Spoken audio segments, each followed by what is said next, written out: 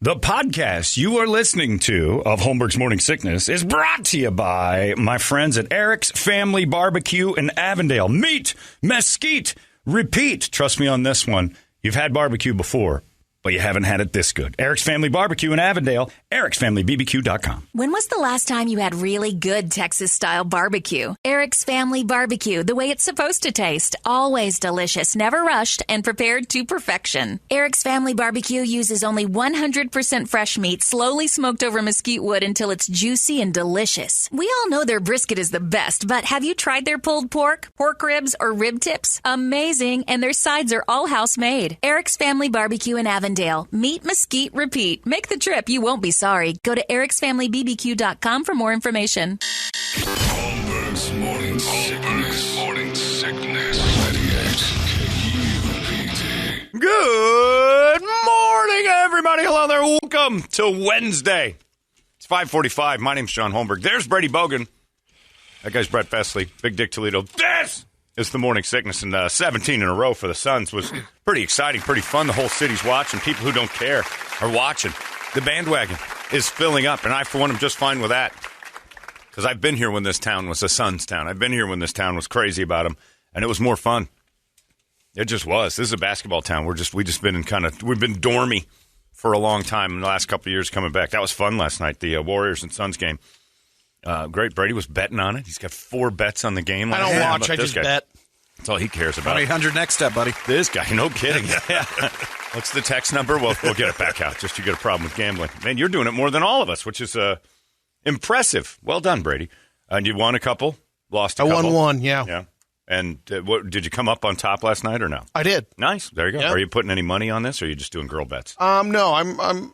Last night was probably $100 On all 4? Yeah, Not bad. What'd you pull in?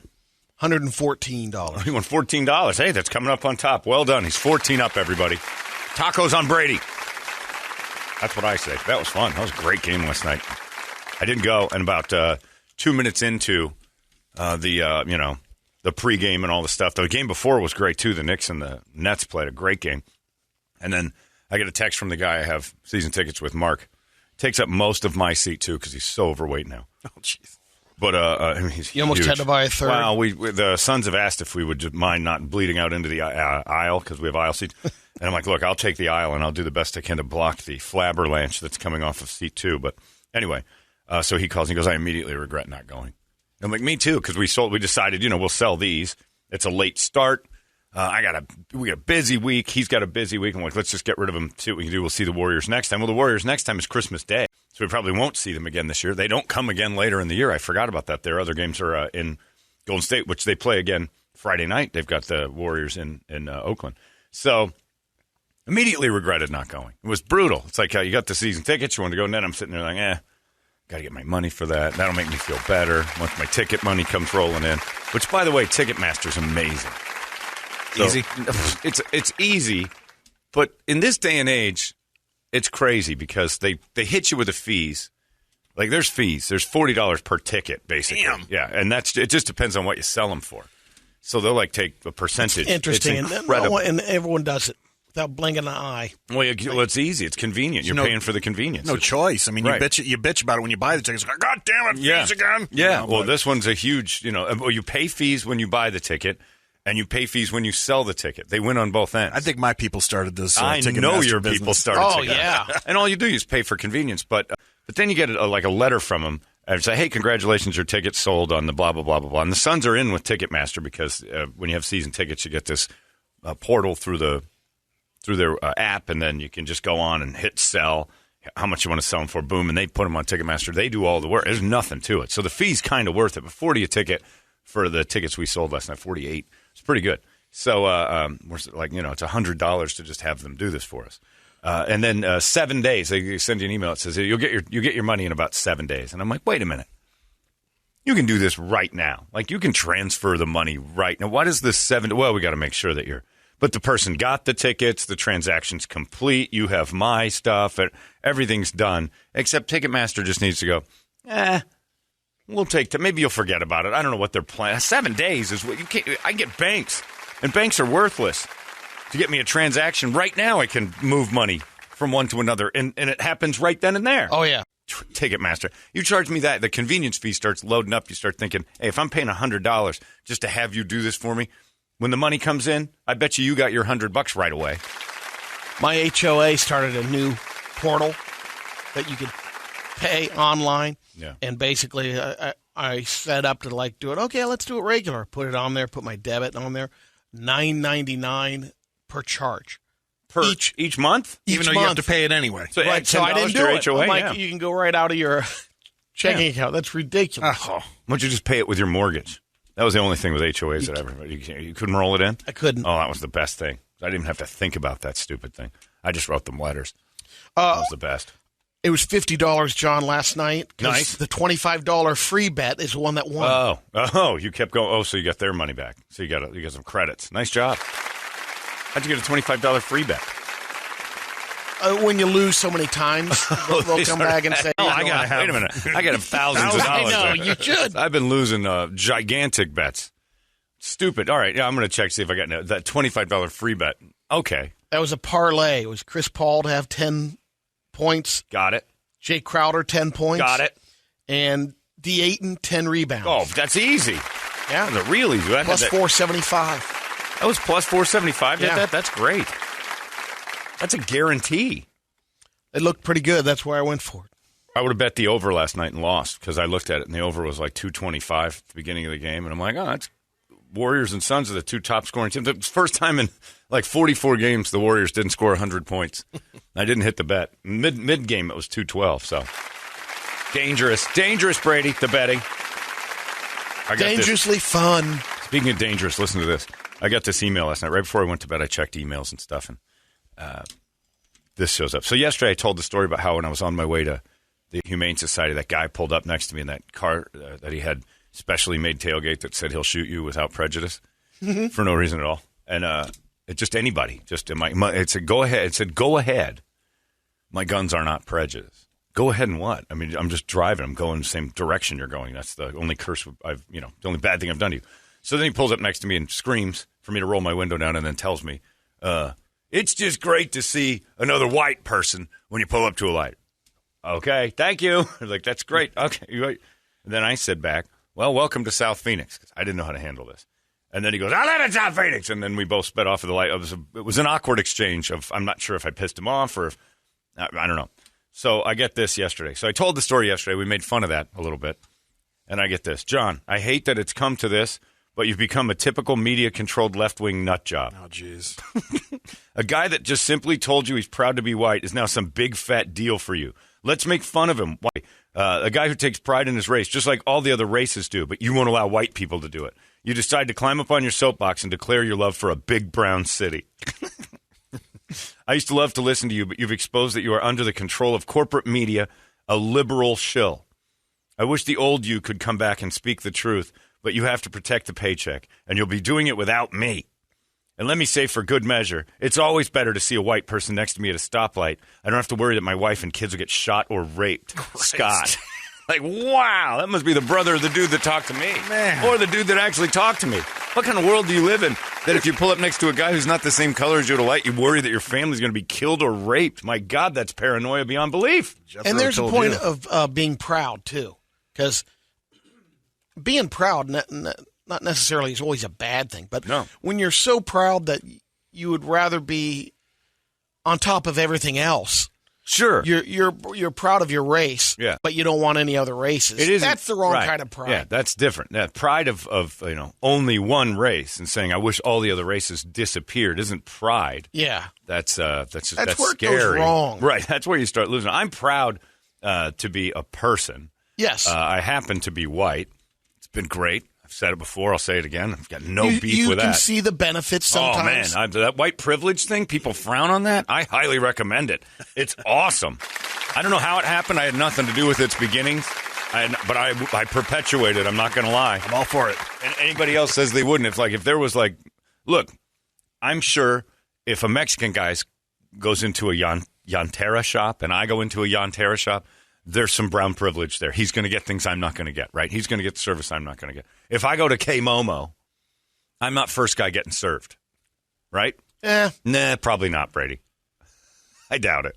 If it's me and a bunch of, and it looks like a hip group is in there too, they're the ones you're going to focus on. They know where to go. There is privilege, but white privilege is everywhere, and I love it. I love every ounce of it. I have nothing to do with it, but when somebody wants to do some white privilege, I'm going to be like, that seems like a pretty good idea. I'm not. I think it's frustrating because you don't realize it. That sometimes. I have white privilege. Yeah, a lot of times. Brady, those are the best moments of white privilege. When I'm freewheeling through Gilbert, Right. I don't mind white privilege at all. Like, somebody said to me once that it's white privilege because I'll say, thanks a lot, or have a great day to a cop. Now, that's white privilege. I'm like, why?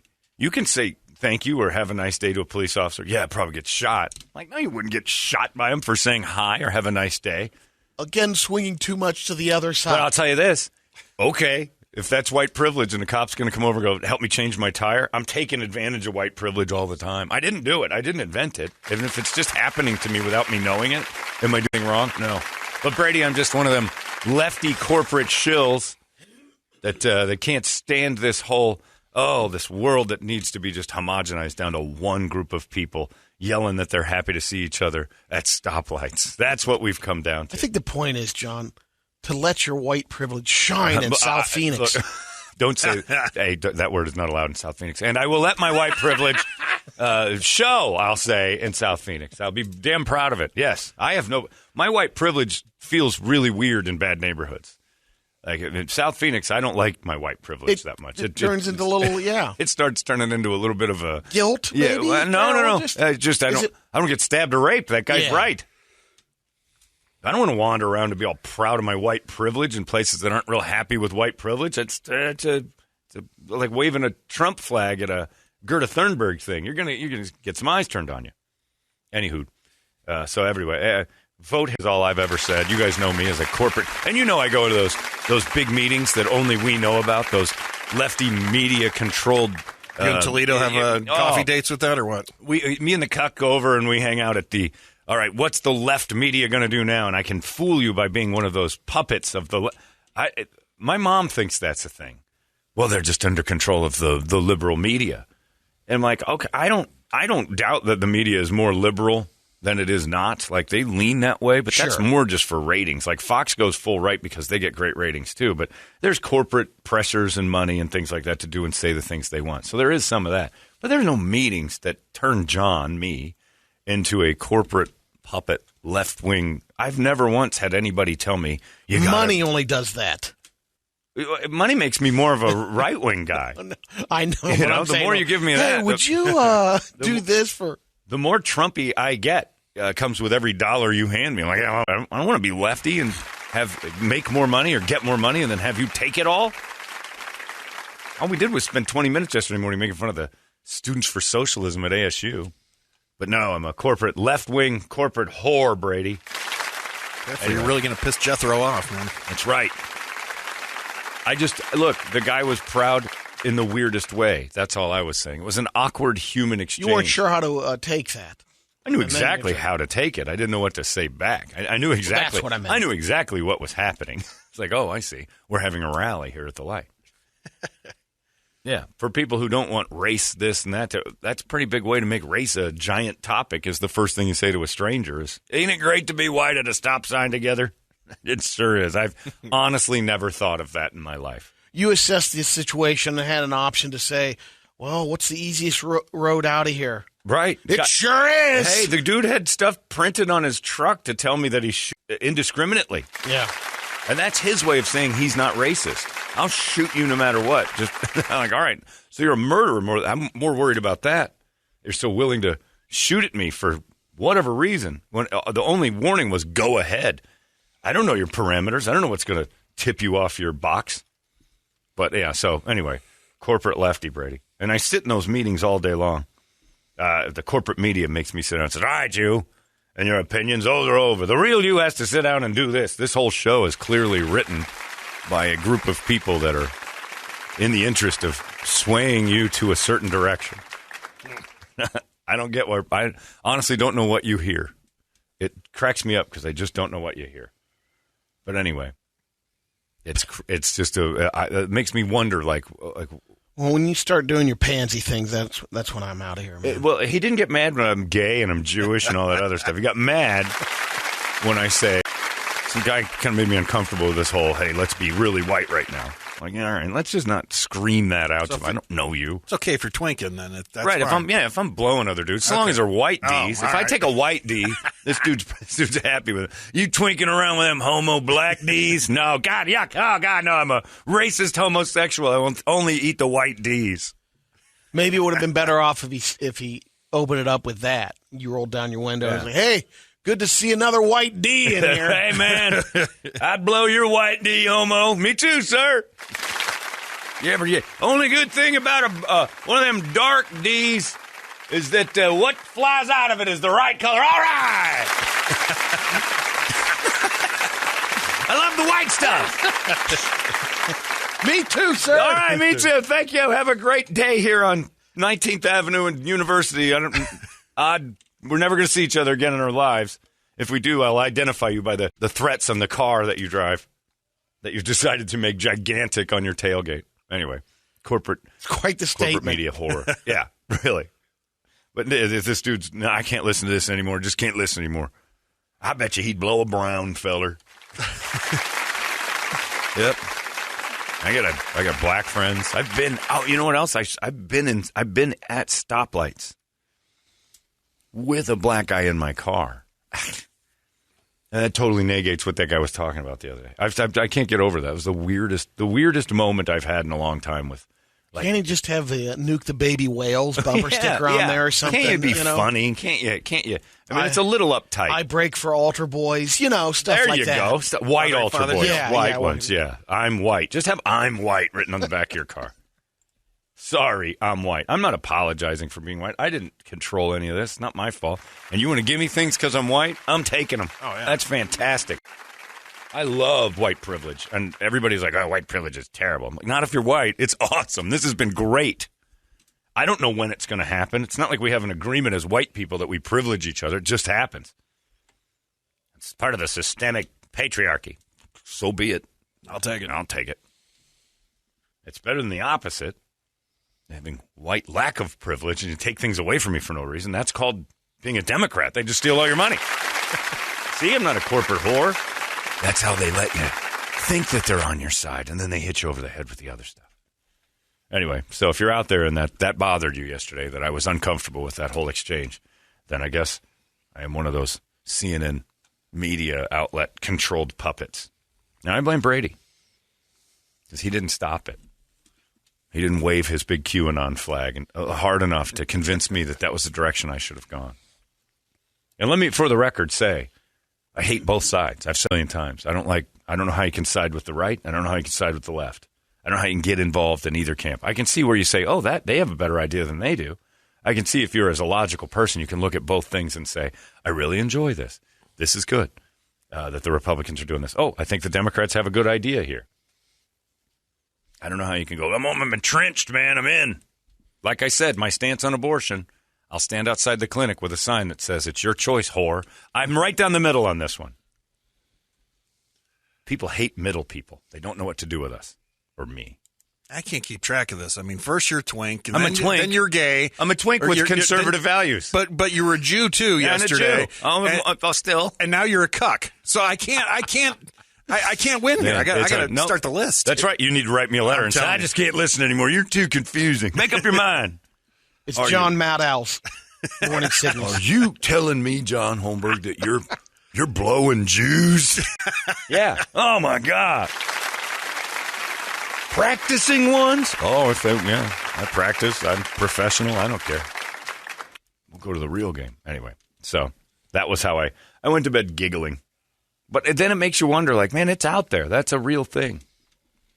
And in a way, being sheltered from that's great, but also kind of like having an eye open to it's even better. It's like, yeah, okay, I kind of see. There's some oddness in the world that has to be cleaned up a little bit. There he goes again, that left nonsense, cleaning up.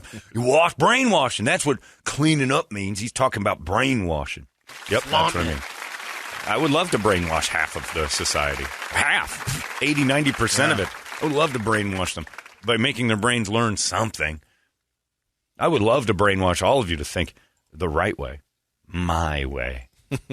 Gay, Jew, liberal cuck with conservative. Yeah, good luck pinning me to a wall. Ain't doing it. It's because you float around like a little butterfly, homo. That's right. Because that's called logic. I make decisions based on how it affects me, not, well, if this guy's for abortion, then I'm against everything he stands for. Okay. I'm fine with that. By the way, you're all going to die of Omicron anyway. So just enjoy your days of being white or brown or whatever it is. Stop worrying about it. Stop emailing me about it. I don't care what you think. It's driving me nuts.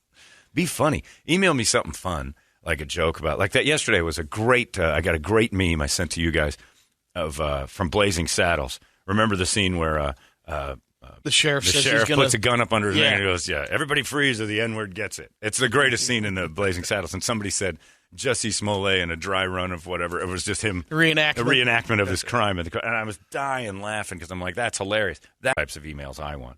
Praise. I've said this before. I only want you to email me to praise me or send me something funny. And that's it. I don't want to hear your opinions about stuff, and I don't care. And he's representing himself, right, in court? I don't know. How did that go to court? What are we doing? Like, now he's saying that the attack did happen from the guys he hired to do it. And he's like, he wants his money back, or I don't know what he's doing. He's trying to get out of it. You can sue the dudes you hired to beat you up. Well, he hasn't paid the fine yet, or because the. Well, he's got a whole, but that's a different that's a whole separate thing. So this is the actual trial of the an actual trial of a new thing where he's saying the guys that attacked him, those two Nigerian dudes, like it was a real attack, even though he hired him. It's like Tyson Fury getting sued by Deontay Wilder for beating him up. I mean, you kind of agreed to this, didn't you? It was just too good. Yeah, Smollet is just a hilarious story from top to bottom, and now it's in a courtroom. They're wasting some judge's time trying to say, okay, wait, you hired Nigerian guys to do it. Yeah. And now you're mad that it went too far. What a pain for the twins. Yeah, I know, those poor guys. All they wanted to do was beat up the twink from Empire for $3,500. They agreed to Get their fitness facility going again. 2.5 years later, they're like, Jesus Christ, I got to go to court again for this guy? We should have never beat him up. Hey, I'm happy about it because Chappelle's going to have some great material in the next special. That's exactly It's going to be amazing. Yep, Dave Chappelle will be like, Juicy Smollett will be all over it again. Yeah, crazy. Anyway, so I don't even know how to, like, we went from Rittenhouse to Smollett. The Rittenhouse was an actual legal case. He watched and like, wow, this is pretty fascinating. Like, this is a fairly fascinating case. Like, where does one line end and one line begin? And where's the gray area turn into a, like, it was great to watch. If you didn't have a opinion going in, I would have been a good juror on that. And then you go to Smollett and you're like, well, this was cut and dry. We don't waste anybody's time with this. Just stop paying attention to Jussie Smollett. And who's the lawyer that agrees to take this case? The guy's got no money. He's suing the people to beat him up.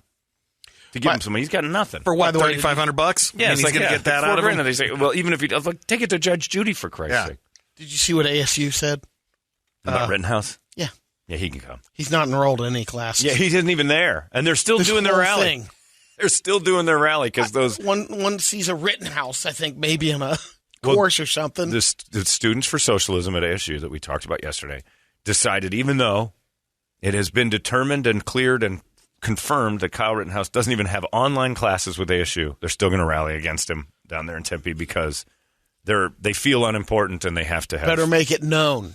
And but I guarantee if you are going to entertain that, don't do it. It'll be on Facebook and all the socialist groups from the University of, New Mexico and Utah. They'll get on there and go, you guys are doing amazing stuff. Feel great about themselves because that's all this little march will be about today is look how active I am.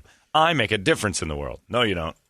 No, you don't. The only difference you can make in college is, that little lesbian experience you're about to try, and it'll change your life. And then you can start opening doors to new, avenues of pleasure that you've prior to. And I'm sure the socialists have. Actually, I should say this about the socialist group. You should probably dabble in heterosexuality for a little while, ladies. And maybe try a D. Experiment with a D in college. Go the opposite way of most girls. I don't picture many male socialists for some reason, because even the ones that are male are chicks. There isn't like a manly socialist. So the socialist group, just make sure that you're all about everyone gets the same thing. Make a list of the people that don't qualify for the same thing. That's right. That's right. All the student loans should be forgiven for everyone.